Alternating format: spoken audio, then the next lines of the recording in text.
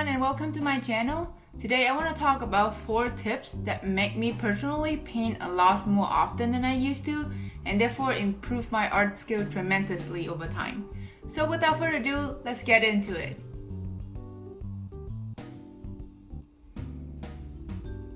So tip number 1 is to make it easy to start. And by easy, I mean you just have to sit down and start making your art without having to do any preparation at all. And here are the couple things that you can do to make that happen. So before, I used to leave my painting water in a cup or a mason jar like this without a lid. And the problem with this is that I cannot leave this on my desk overnight because my cat may knock it off and the water may spill. And I am such a lazy person that having to get up and get water for my painting is one of my excuses to not paint.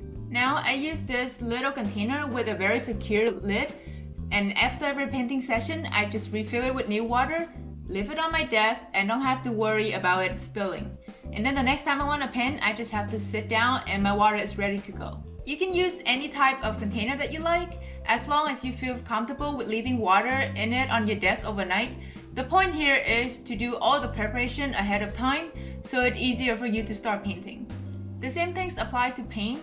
I personally use a lot of wash, which come in tubes like this. And again, I am such a lazy person that having to squeeze out the paints from these tubes is too much effort for me. Now I use this container that has a lot of wells in it for different colors.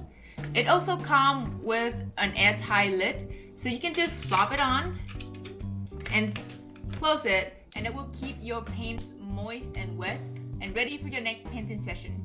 It's also very convenient for outdoor and plein air painting session, which then again encouraged me to paint a lot more often than I used to. Another thing you can do is to have a place where you stock all your ideas for your future painting drawing projects. For example, on my laptop, I have a folder specifically to store photo of reference that I want to paint in the future.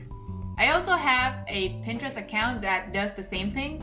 So whenever I want to paint, I just go to one of those places, pick out a random photo and start painting.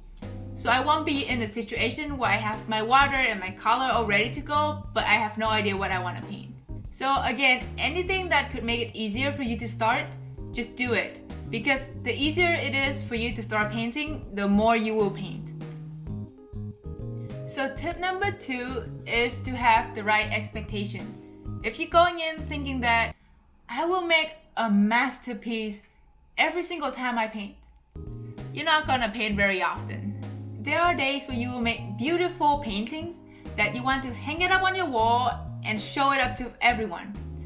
But there are also days where you don't have enough time to do that, or you're too tired, or you're not in the right mood.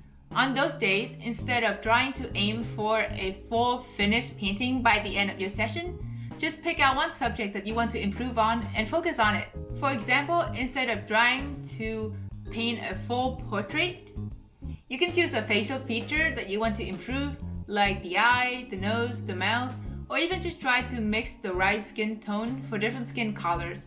Or instead of doing a full landscape painting, you can decide that, okay, I just want to work on rocks today, or trees, or cloud, or water. By having that mindset, not only it is easier for you to start painting, faster to finish, it also gives you a chance to make a lot of mistakes.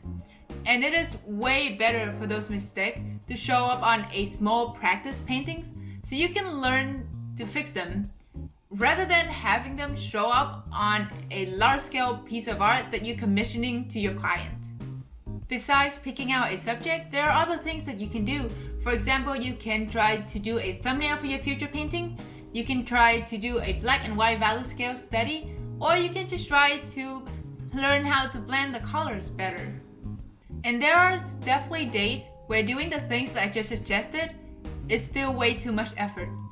On those days, instead of paint, you can just draw. It doesn't have to be anything complicated. You can draw a pencil, a desk, a lamp, or pretty much anything that is in front of you. And if that is still too much, then just draw boxes.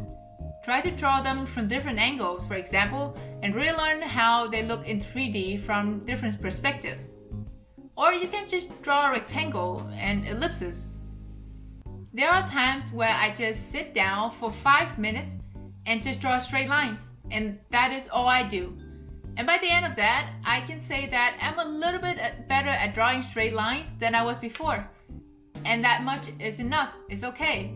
Because any small progress that you make, it will add up over time and your art skill will improve along with it. So tip number 3 is to reward yourself while you paint. Find something that you really like and try to incorporate it in your painting session. For example, I have a music playlist that I really love, but I make it so that I can only listen to that while I paint.